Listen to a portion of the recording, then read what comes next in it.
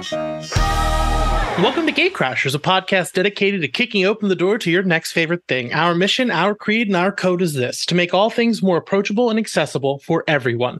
We want you to find a universe that you'll fall in love with. So I've done hundreds of interviews in my life, but the first person who I ever asked a question to in a professional setting was one Bruce Campbell. I was very young, and I asked him why he was such a badass. He said he didn't even know how to use a chainsaw, looked at me, looked at the crowd, and said, "Look how sad that kid is." Today, I'm joined by that same man, the star of the Evil Dead franchise, the Raimi Spider-Man films, and now first-time DC Comics writer with his series Sargent Rock versus the Army of Dead, out on September 27th. Bruce Campbell, how are you? Good, thank you. Thanks for having me.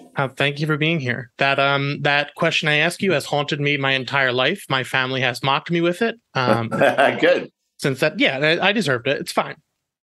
So I don't know if anyone debriefed you, but I'm a pretty hard-hitting journalist now. So all of my questions are pretty hard-hitting, and we like to start out with a really pretty heavy one. So I hope you're ready. Yeah, okay, good. Yeah, I'm afraid. Yeah, you should be.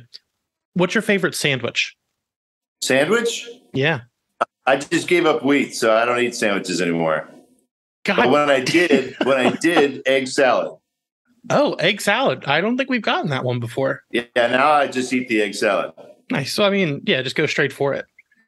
Yeah. Now, you've acted, you've directed, you've done pretty much everything under the sun, including a few books and a comic book here or there. How do you approach scripting a comic versus how you write your books? Sort of the same, because what I started with, DC tracked me down and they go, "Hey, do you want to bring a DC character into a horror universe?" I was like, let me study the DC characters that you have. I said, "Is there a list of what's available?" Because I don't know the DC in that world. I wasn't a comic book geek as a kid, so I don't really know all of them. So they sent a link, and I went through a bunch of them, and literally Sargent Rock was the very last one. I went, well, wait a minute. I read Sargent Rock. It was the only comic of their whole collection that I read. And, I'm an honest guy, so I have to say, it's not like DC was bad. Not like there's anything wrong with it, but I only related to certain characters, and I like Sargent Rock because he has no superpowers. I like him exactly for that reason, because he could be killed by a sniper's bullet at any time. And his only superpower is courage and loyalty, which is a huge superpower because, most people are scaredy cats and there's no loyalty anymore to anybody. So you start by just telling the story, knowing that it's got to be mashed into a comic book format, because as a writer, doing that format is, to me, it's a mind bender, because you take the original story. So I wrote it just as a story. Sargent Rock goes here, they do this, they do this. Just a linear sort of I think it was originally like a 3-act structure, because that's how I work with screenplays. End of act 1, end of act 2, end of act 3. And stories are structured in a similar way.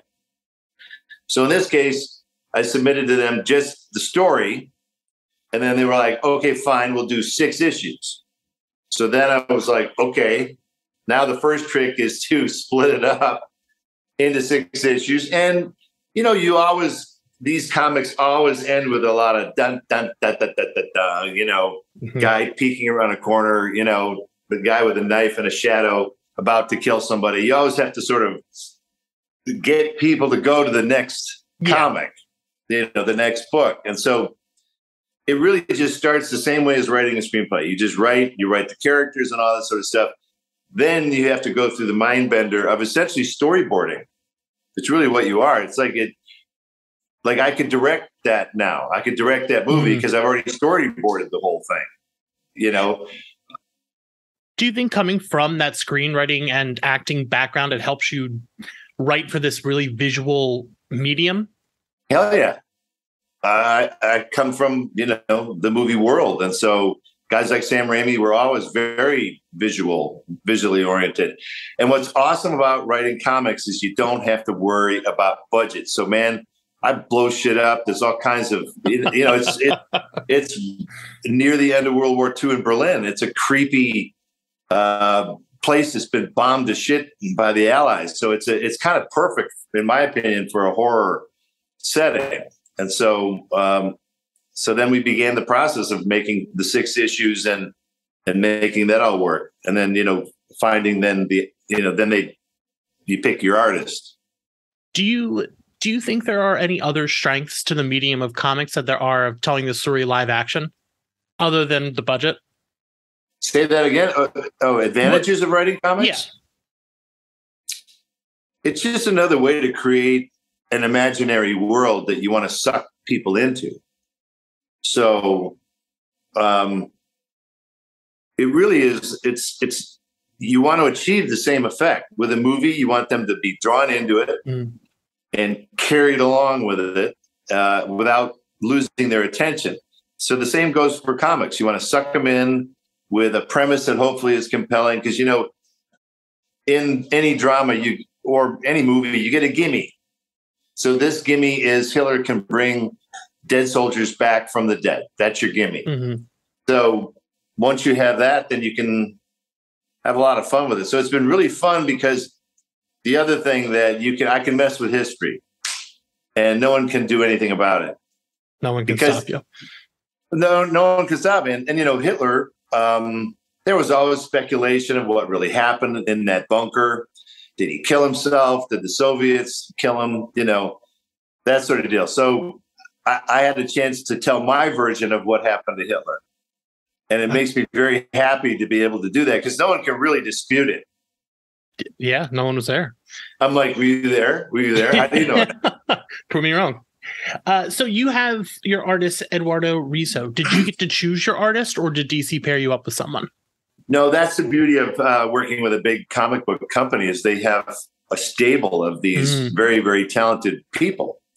And so they chose him, and I was completely, well, because what it is you talk to DC and you go, all right, what is this comic supposed to look like?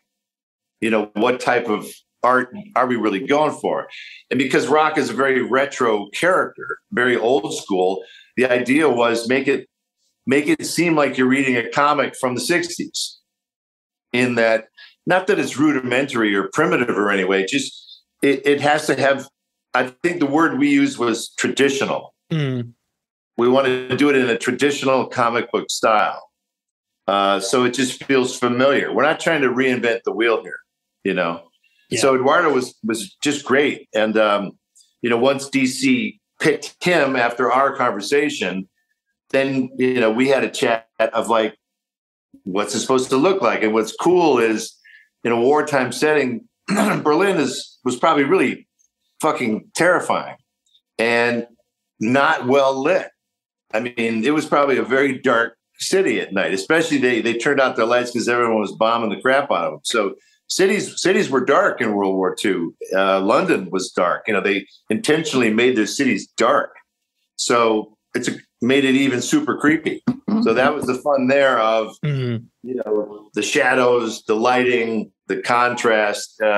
It's really fun to do that, because the artist is the cinematographer. I'm the director, and each panel is really a shot. But then, the beauty of a guy like Eduardo is that I'll submit my comic with each page, with each panel, each description of the dialogue. And then he's got to really kind of make it work. He's the master puzzle guy. He doesn't necessarily move stuff around, but he figures out, well, this panel should be maybe bigger. This one should be small. And I can recommend too, like, give me one page of this huge explosion, just a whole page. I'm learning new terms, it's like a splash page, I guess. Yeah. I didn't know any of these dumb terms. So it's been fun to do that. And it's fun to work on a slightly different skill. It's familiar. And having played heroes like Ash is a very untraditional hero. But there is the hero mythos, the Joseph Campbell thing, that heroes have to rise above their environment and they have to be leaders.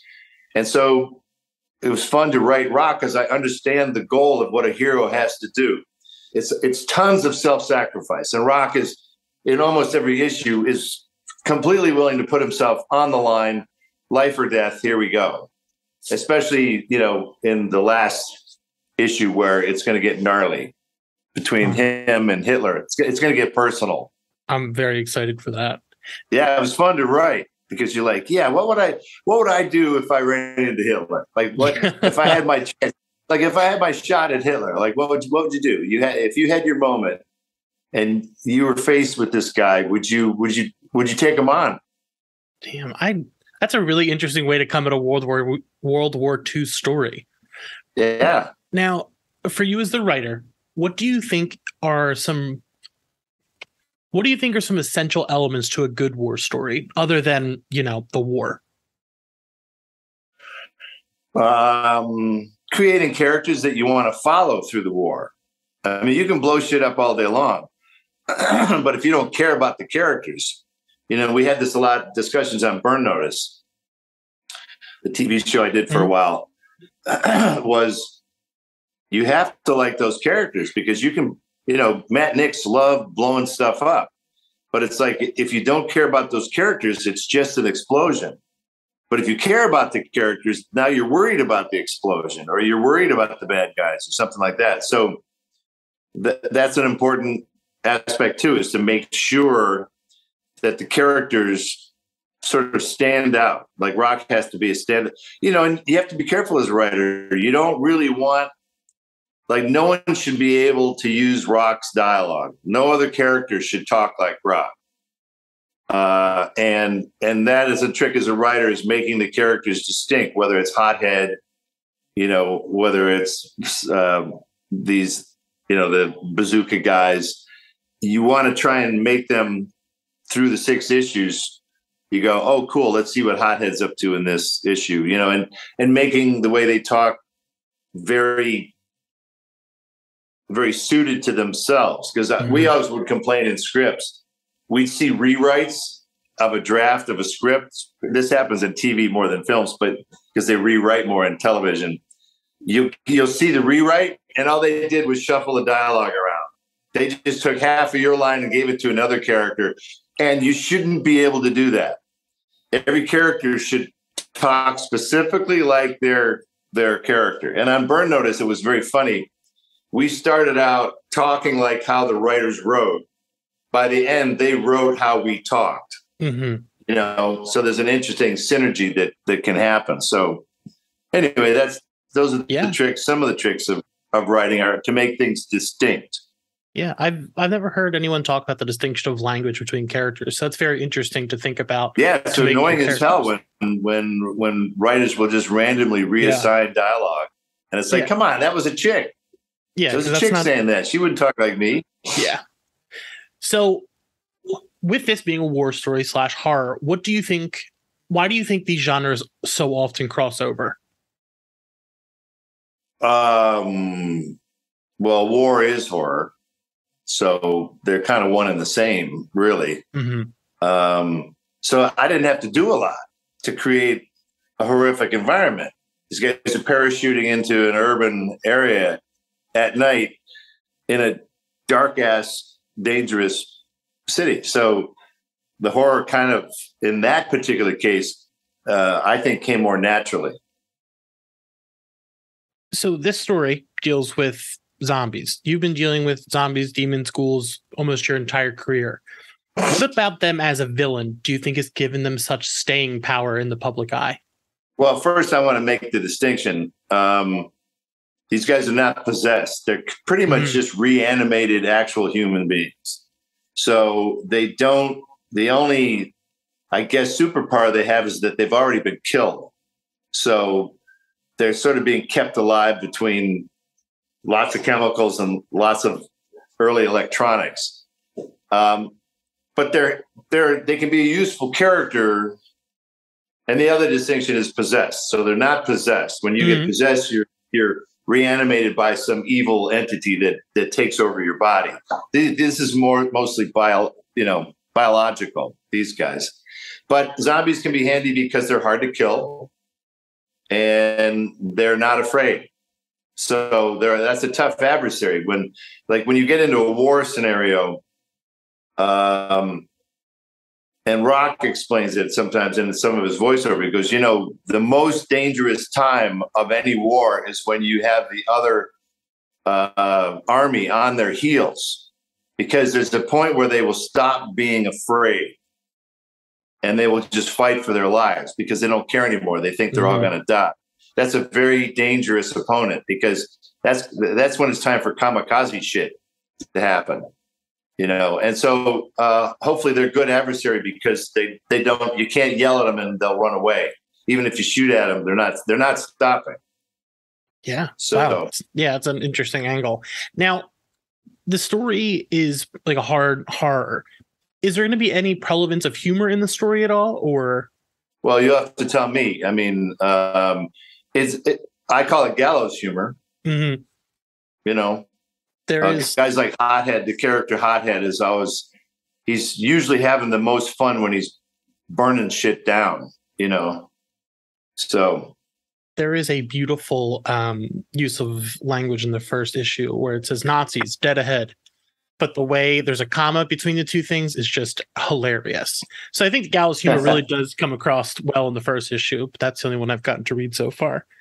Yeah, and it's not like a hardy har sort of situation, but there is a lot of gallows humor. There's tons of gallows humor on film sets. When you have a long, horrible day and you've had a long, horrible shoot, you develop a lot of a tight bond with your coworkers, because you're going, I can't believe we got stuck in this job, and so you've been close to the medium of comics, but even though you didn't really grow up reading them, have you found yourself gravitating to them more after being the star of Spider-Man and all these other movies? No, but they're so much more prevalent now. Mm-hmm. I mean, growing up, when I watched movies, it was the Poseidon Adventure, Towering Inferno. It was just the big budget movies of those days were there. It was all disaster movies, earthquake, everything producers could figure out how to do big disaster. That's what that was. And then, I think Sam Raimi kind of re-energized that whole thing with the first Spider-Man. And that was 20 years ago now. That's amazing. Yeah. So Marvel has had, and DC, they've had a hell of a run, because my theory is, I guess, that when it looks like things are going down the shitter, you want to escape into fantasy. And we have a lot of leadership that is not heroic and not brave and not innovative and not looking out for the greater good of your citizens. And so I think if you go, you know what, but Captain America, he'll save the day, or Superman or Batman, that's the thing. You rely on them. Superman, classic hero.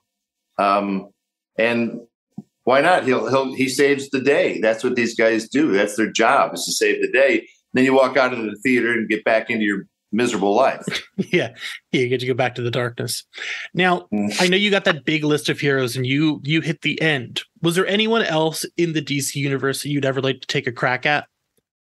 I'd have to look at it again, because I don't get that interested when the character, give me 1 second. I gotta see who that is.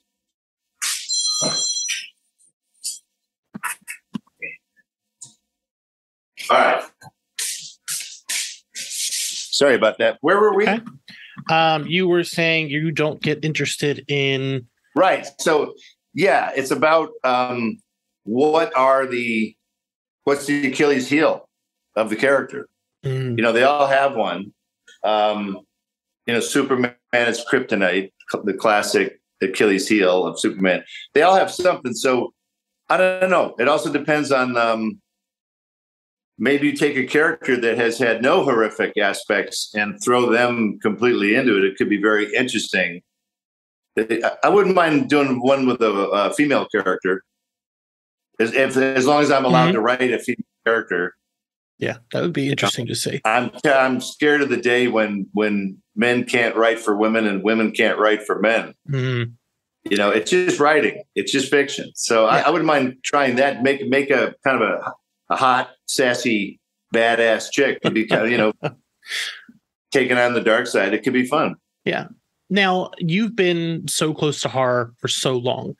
How do you think horror itself has evolved since the start of your career to where it's at now? It's sort of cyclical, Mm-hmm.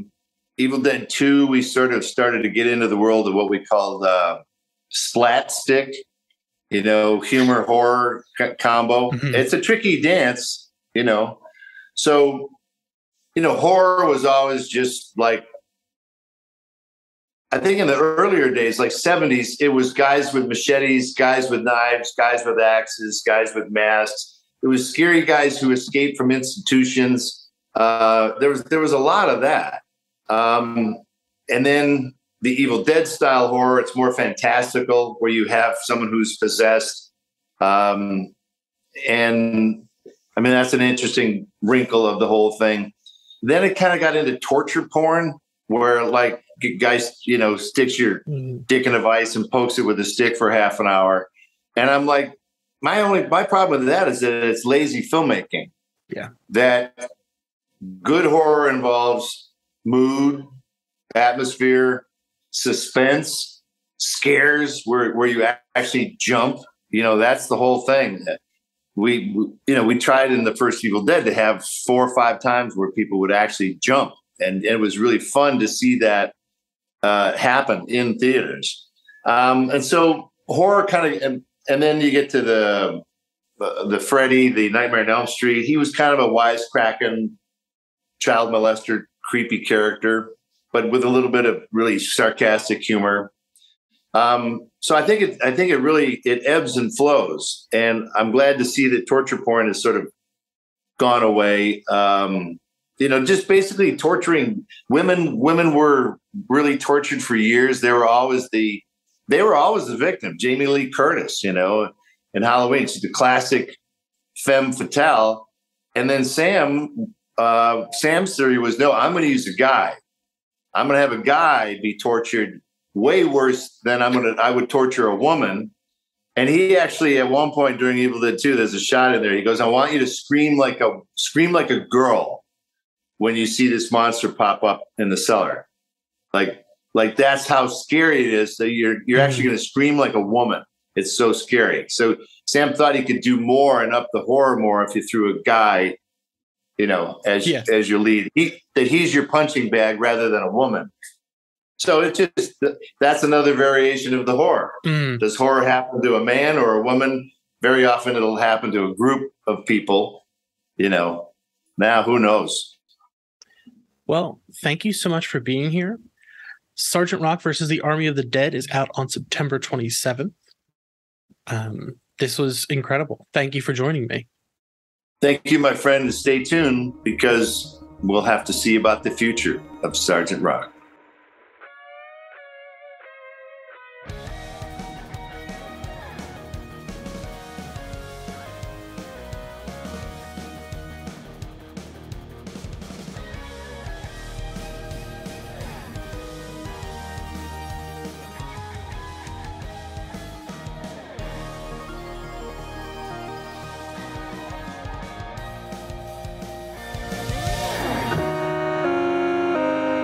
The big crossroads.